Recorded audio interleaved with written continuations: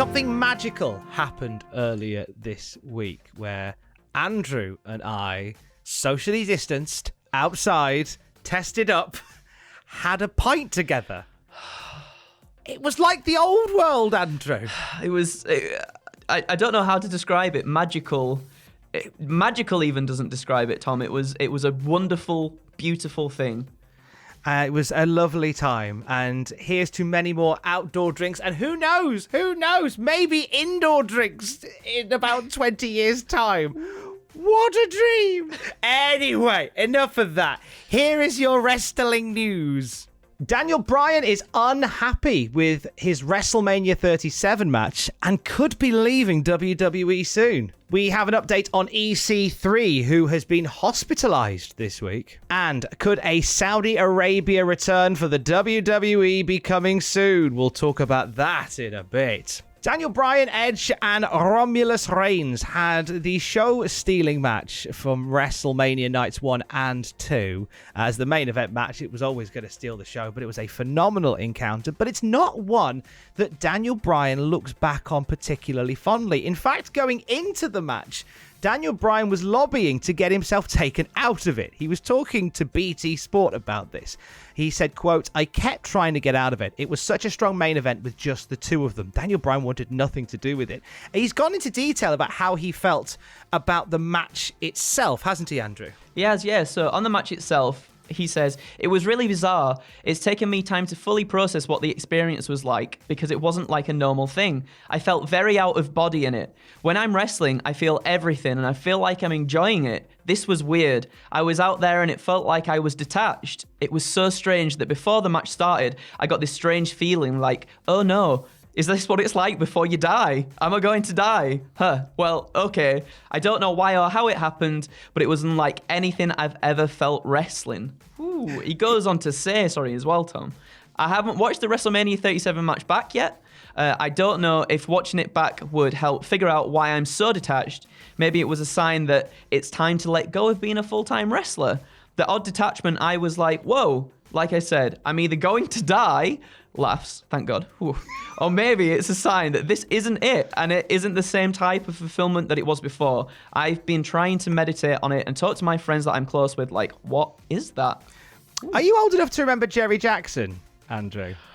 One of my favourite things of all time ever is Jerry Jackson. I got a little sense of Jerry Jackson and you went, oh no, is this what it's like before you die? That's what my accent's like, though, Tom. It's not even put on. I am just Jerry Jackson. You are like Jerry Jackson doing the wrestling news. Anyway, look, we've got to talk about Daniel Bryan, who could be buggering off from WWE off the back of his massive WrestleMania match. And what a shame that this is the case. It's one of those things whereby they always tell you that if you stop, if the butterflies go, then you shouldn't do it anymore. Yeah. If the passion for it goes, then that's when you step away rather than stick around and become jaded by it. And if Daniel Bryan is at a point where, like, even like the main event match at WrestleMania, just he wasn't there, then maybe it is only right that we let him go.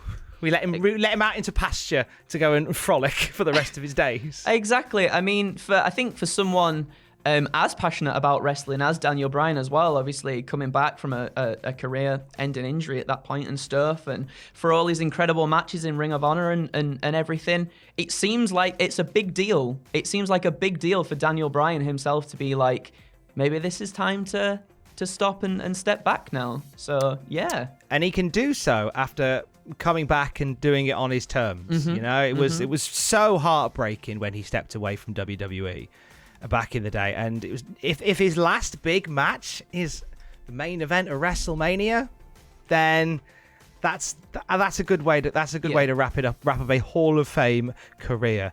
From Daniel Bryan, we send our love now to EC3, who put a comment on Instagram that has concerned many people. He said, with including a photo of himself in the hospital, he's put, "Control your narrative can kill you. That's not strictly just an attention-grabbing headline. It's more of an update. Short version, an infection I neglected proper care for caught up to me and broke me. Long version, it's extensive. I've been hospitalized for 5 days and will need longer. Anyways, I will heal. If you want to help, drop a comment or a thought or affirmation, please do. Please do not text. Please, all I ask, if you want to help, then let me be alone. So I think people will come at him for a comment like that, like, well, what are you putting on Instagram? I think it's important to update, but he's saying, look, I want to let you know this is why I'm not around.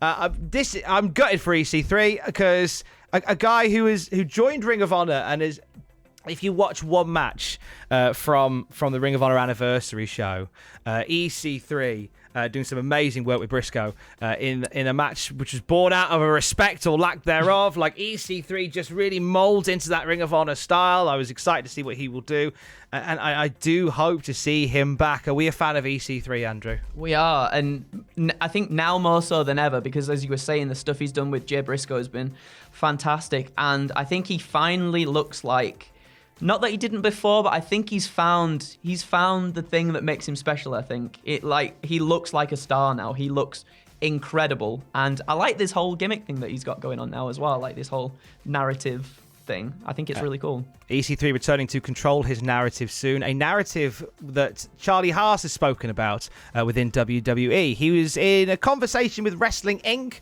and he talked about his time in WWE and threw some shots at the creative process as well. So Charlie Haas said, I'm very thankful for having the opportunity to wrestle for WWE. It was a dream for my brother and I when we were little to wrestle for them. Unfortunately, it was cut short when Russ died, when we were in developmental territory. But I was able to still reach the goals that our brother and I had. Plus, with me and Shelton and Kurt, I'm very thankful for that, as we all were. It was a great time with Team Angle.